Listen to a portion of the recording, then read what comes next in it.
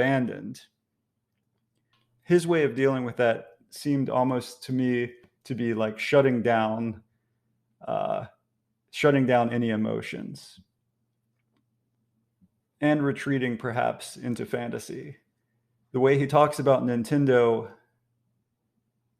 I would speculate that he's someone who may have been at risk for addiction to video games because it was his main means of, because it was his primary source of joy.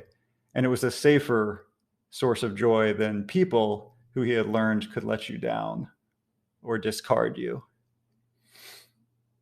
And so his emotional shallowness in social relationships, I think, is most likely a reaction to his upbringing. I might speculate that he could go in one of two sort of internalizing kinds of personalities, as it doesn't seem like he's the kind of person that's going to be purely seeking external validation, thrills, reassurance, or attention, the way people in the cluster B personalities would.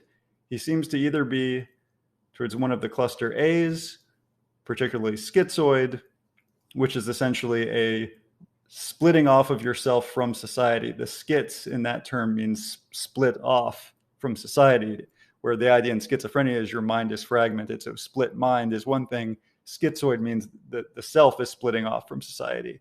I could see that as being possible, but there are certain things that do make it seem like he wants to have attachments, but is convinced that he cannot rely on them.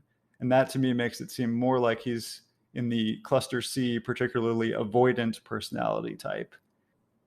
The idea there is that he may deep down want attachments, but he is so anxious about what happens in attachments that he shuts himself off to them, that he avoids them.